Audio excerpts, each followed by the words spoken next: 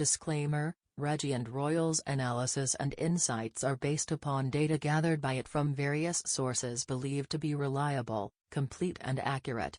However, no guarantee is made by Reggie and Royal, or Vision Associates LLC as to the reliability, completeness and accuracy of the information so analyzed. Reggie and Royal is in the business of gathering information, analyzing it and disseminating the analysis for informational and educational purposes only. Reggie and Royal attempts to analyze trends, not make recommendations. All statements and expressions are the opinion of Reggie and Royal and are not meant to be investment advice or solicitation or recommendation to establish market positions. Our opinions are subject to change without notice. Reggie and Royal strongly advises readers to conduct thorough research relevant to decisions and verify facts from various independent sources. Copyright 2021 Vision Associates LLC. All rights reserved. So, what's this seventh layer in the title about? I'm going out on a limb here. I've been involved in the world of information technology since the early 80s, before it was called information technology. From here on out, based upon my view of the layers I've seen over the past 4 decades, cryptocurrency is, in my view, the seventh layer. Cryptocurrency is everything from a total unknown, a mystery, a misunderstanding, an evolution, to the biggest threat to decades of financial order, to what some are calling, the most perfect money we've ever had. It's the mother of all bubbles and it's also the biggest bubble in human history. Until very recently, close to 25% of my liquid net worth was in Bitcoin, 25%. Shame on you. That's nuts. Bitcoin is the catalyst for the largest financial revolution the world will ever see. Or, it's the most dangerous overhyped bubble in the history of modern finance. We bring you the evolution of Bitcoin. This seventh layer is still somewhat undefined, a work in progress. Many who believe themselves qualified to pass judgment on cryptocurrency don't understand one important thing. Bitcoin is a beta project.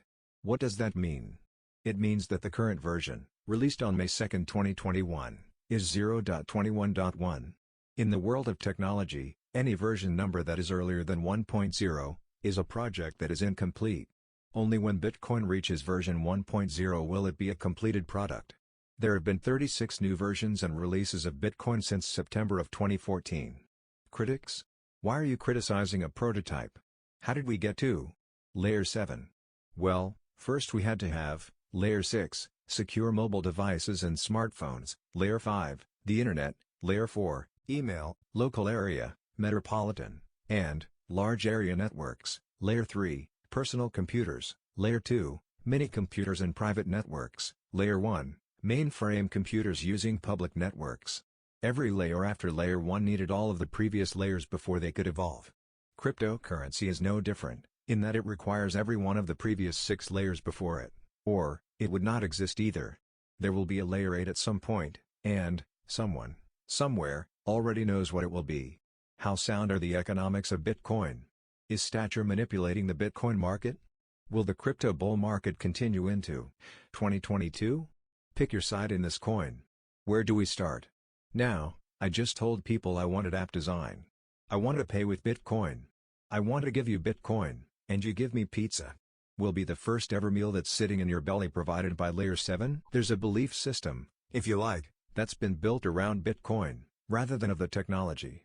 I do have some criticism of the technology itself, but those are minor compared to this kind of hard money economics that's being built around it, which to me, doesn't make a great deal of sense, and I'd like to explain why, as I spend my life involved in finance and money and economics, monetary economics, and I think in all the emphasis upon story value on so-called hodling, known as holding on for dear life, HODL, for the long term, about Bitcoin as an asset, as a means of saving. I think what tends to get lost in all of that is what the purpose of money is. And there's a fundamental conflict between treating something as a long-term store of value, an asset, and treating something as a means of exchange, because the incentive structure around a long-term store of value that you expect to appreciate over that time does not work for a medium of exchange.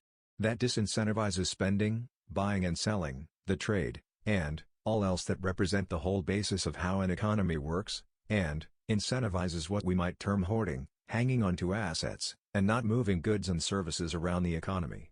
And I don't see how that's a recipe for prosperity in the longer term. So that's the fundamental conflict that I see at the heart of the hard money economics of Bitcoin. Lately the narrative of Bitcoin as a means of exchange has taken a back seat, compared to the one as a store of value. But I guess there are still people counting on Bitcoin in the future, being a valuable means of exchange too. But I would like to know what others think about it. I'm trying to stay completely neutral in space. I'm not a strategist on someone's payroll. My goal is to get markets right, but I'm more of a markets person. One of the things about articles I like endorsing is that I view Bitcoin as a collectible, a store of value, a reserve asset. I don't view it as money. And, as one of my favorite articles I just read recently, was titled Satoshi Nakamoto's Mistake. Bitcoins are collectible, not cash, because what's been created here, something that has declining supply and increasing demand.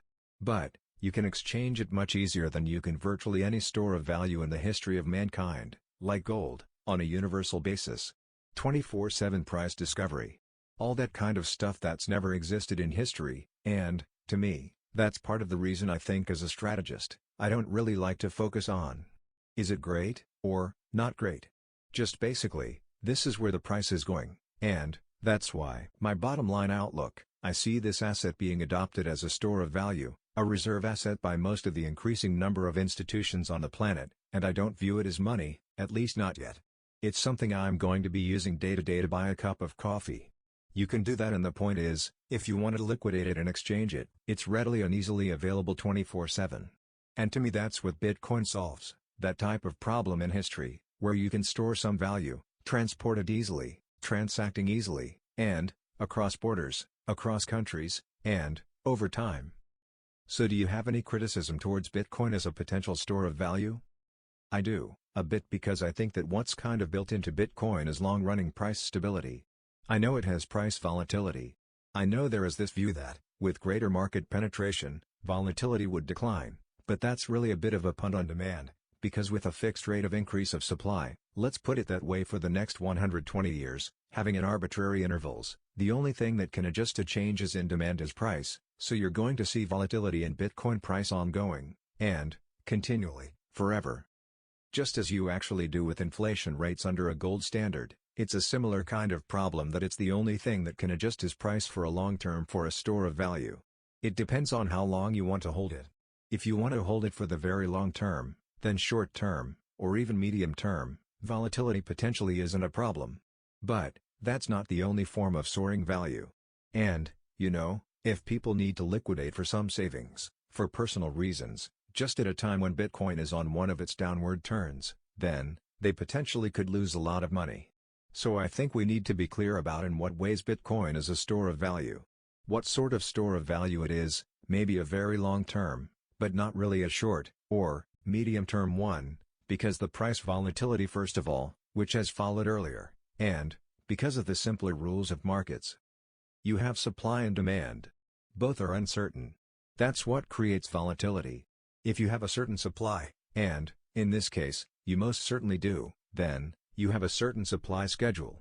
That means 50% of that input for volatility is already gone, so by real simple rules, economics and markets, volatility has to decline. So let me expand a bit on everything. What I see in markets is an estimate of a balance between supply and demand, with Bitcoin. I don't have to guess very much. I know that supplies are fixed. Only thing I have to worry about is demand, so by nature, by laws of economics, volatility in Bitcoin should drop and continue to decline. I think what people might be missing is that it's not yet a store of value, yet, it's getting there, but only because demand is still way too small. So I simply look at annualized volatility, 260-day volatility. If you do a simple regression on 260-day volatility for Bitcoin for the last 10 years, it's going to match gold in 2024, which is when the halving will be at the point, and, probably the price will be much higher. So number one, when supply and demand meet, volatility must decline, versus most other assets, partly because it's much easier to measure only demand better. And, number two, it's a new asset. It's nowhere near where that future robustness will be. It doesn't have a lot of action in futures, not a lot of players, not a lot of people knocking around, creating the offers, yet, that you do have in big, robust, mature and established markets, but it's getting there. So that to me is a key thing to remember about supply, demand and volatility. It's just a simple fact of economics, and I point out the actual trend in volatility has been declining, and the key point also is the key thing that really got me bullish. In 2020 was when the 260-day volatility on Bitcoin declined to the lowest ever versus the stock market, S&P 500 versus gold, and versus crude oil. So it's all relative factor. I mean, we had a massive rise last year, and that was the biggest correction in the stock market since 1933. Yet about that, Bitcoin volatility declined, so it passed the test again. So I like to point that out now. What's the key thing about scarcity and liquidity? That's the key thing that I think people need to be pointed out about Bitcoin. Why is it so unique? It's scarce by measure of the definition, declining supply via code, so it's making it scarce, but it's also liquid, which is why it's so attractive, which is why the whole world of institutions are starting to jump into the space and realizing that this has never existed before. The key risk, then, is the technology, which no one can really predict. So I can see there is a stacked disagreement between views. So we all know that there are some very harsh Bitcoin critics who are convinced that Bitcoin will eventually fail and its value will go to zero. So, what do you think? Can Bitcoin go to zero? I did not think that its price would crash to zero.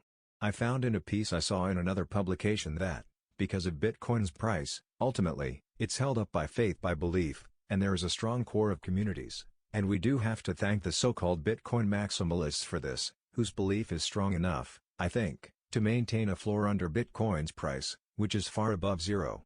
I don't know where it is exactly, but it's far above zero, and I think we've seen that with every previous crash, that it has not gone to zero, because at the bottom of the pile, there's always been some people who will hang on to it. This is where we hold them. Can I expand on that? There is one thing that's impressed me. I might not have been completely sold all at once. Hardly anyone was, or should be. I was still just testing the water with Bitcoin, about 6 or 7 years ago, when I heard about it, and when I first bumped it against the price of gold. But every day that goes by, and I look at coinmarketcap.com and I see all these coins. There's 8,000 of them now, over $1.5 trillion in total market cap, whatever that means these days, and we're still trying to get a better grip on that. Maybe as a fraction of $360 trillion of global assets, by one estimate, or the 4 quadrillion, which includes derivatives, by another estimate. Crypto is still just a tiny fraction. Let's make that crystal clear. Most of them to me are just completely bogus. I get that, but they hold their value. Why? I don't know, but they're holding their values. Things like Dogecoin, there's just so many of these bogus things that are holding their values. So the space is very comparable. Bitcoin and others are unique and different. It's no one else's project, it's no one else's liability, but I keep noticing that I've seen this happen. And one thing I want to bring into this conversation is this concept of crypto savings. Now, I have Generation X sons, and their first crypto dabblings taught them a thing or two. The reputation as the best performing asset class of the past decade doesn't need any more time to sink in. That's already written in stone. Now it's close $1.5 trillion, but a lot of millennials who know a little bit about the space, when they hear about things like value stocks, they say, "Excuse me, but I'm getting more out of this than I'm getting out of anything else." Why would I consider that? Yes, there's risks. Life is about risks. But money is always flowing to what's treated best, and every day these things don't fail. It keeps going that way. I have moderate amounts in these accounts, just because I need to learn my way along, and take advantages of unique, long-term opportunities. It's being said that the only threats that's seen to Bitcoin at this point might be a technological glitch or something similar to a risk-off environment, like overregulation, like the one we saw at the beginning of 2020. So these, according to some, are the other things that could prevent Bitcoin from continuing its rise. Do I see any other threats apart from these two that could prevent Bitcoin going up in 2021? I'm personally of the opinion that, while we have the environment that we do while the pandemic abates, while we continue to have governments and central banks pouring money into the financial system, everything's going to go up, including cryptocurrencies. So the risk I see actually comes from things like Tether, wherever we think that goes, and also the excessive type of leverage that we're seeing in external things like that, actually, because those things can end very badly, and when they do, you tend to get a crash in the underlying assets. So the question is whether we're building up the kind of uncertainties that we had in the housing market in 2008. Really, a lot of people are concerned that the Bitcoin market could be manipulated, and there are a lot of allegations around saying that actual Tether, the main stable coin, could be like, behind a sort of fraudulent scheme that's aimed at pumping artificially the price of Bitcoin. Let's first of all, look at the facts. Tether has been existing on the back of Bitcoin. Bitcoin was first, it's the first blockchain cryptocurrency. Tether, right now, is number 3 listed on coinmarketcap.com. It's about 63 billion. The significance is that it's a small fraction of the nearly 650 billion value of Bitcoin, so the fact that Tether might be manipulating the price of Bitcoin does not make sense. In our next podcast, we'll have some insights and reactions from the recent Bitcoin conference that was held June 4th and 5th, in Miami. The outcome of that conference is probably a little different than what most people were expecting. After all, what is a dolphin fin dog doing lodged up in a tree? That was one person's view anyway, of a different, major cryptocurrency product. So be sure to catch us next time. If you enjoyed the podcast, don't forget to smash the like button, and subscribe to our channel. Until next time, let's stay busy.